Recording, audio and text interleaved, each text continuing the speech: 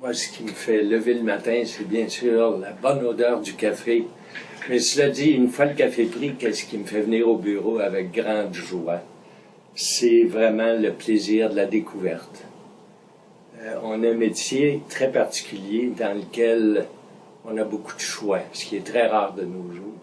On a le choix de travailler sur un sujet qui nous intéresse et qu'on a choisi nous-mêmes. Bien sûr, c'est un métier où il y a des contraintes d'horaire et autres, mais rares sont les métiers où on peut choisir ce qu'on fait vraiment.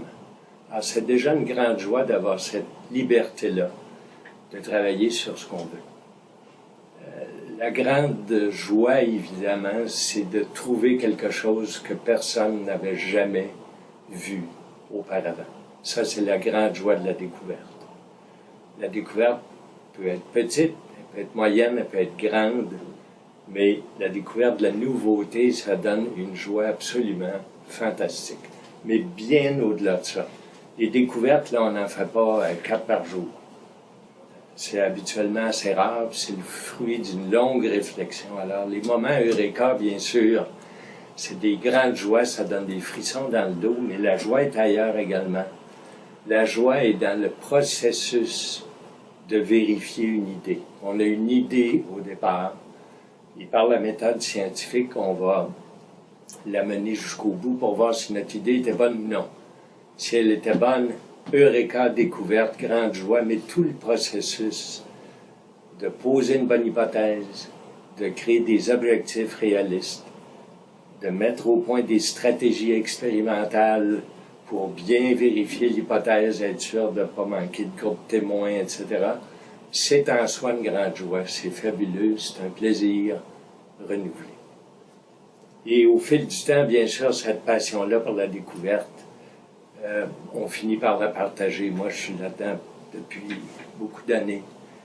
Et une grande partie du plaisir que j'ai dans ce boulot-là, c'est de travailler avec des jeunes qui sont en train de se former, qui sont en train d'apprendre comment faire, et de constater qu'au bout de quelques années, ils sont capables de faire la même chose que moi, puis encore mieux que moi, parce qu'ils sont plus jeunes, ils sont plus enthousiastes.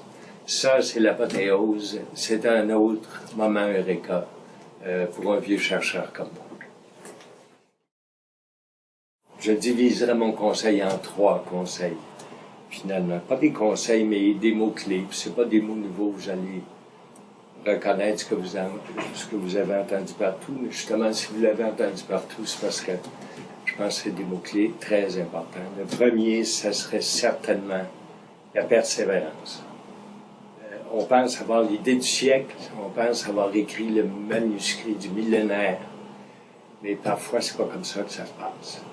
Et nos pères nous jugent autrement, ils disent retourne à la table à dessin et refais des choses. Alors, faut pas lâcher, faut être persévérant, faut recommencer, croire à son idée si on pense qu'elle est la meilleure, travailler là-dessus. Donc, pas lâcher. Il faut avoir de l'humilité également. Ça, c'est mon deuxième tiers de conseil. L'humilité de pouvoir prendre la critique, de se faire dire « Tu pensais que tu étais à la star du club de hockey, mais il y en a d'autres qui jouent, puis la partie est parfois plus difficile qu'on le pense au début. » Alors, avoir l'humilité de prendre des conseils, d'écouter les autres, de se remettre en question également. Et ne pas se gêner pour se critiquer soi-même puis dire oui, la deuxième fois sera la meilleure, la troisième encore meilleure. Et finalement, troisième mot-clé, c'est la communication. On travaille, évidemment, on a une idée seule dans sa tête, en rêve ou lors d'une promenade. Et on va travailler dans le labo, on va travailler dans notre bureau. Mais il est très important de travailler en collaboration avec les gens qui nous entourent, puis de se mettre en contact avec l'environnement at large, au niveau national, au niveau international. C'est là que les idées se peaufinent, que nos idées, nos bonnes idées vont s'élargir, puis en même temps se raffiner. C'est en communiquant avec les autres, en parlant avec les autres. Nos idées ne sont pas des secrets. Il faut s'ouvrir aux autres puis écouter ce qu'ils ont à nous dire. Il faut réseauter. Très important de nos jours. Le travail ne se fait plus en silo. C'est impossible de travailler en silo. Il faut profiter de la richesse des communications possibles aujourd'hui. S'en servir pour se bonifier soi-même. Voilà mon message.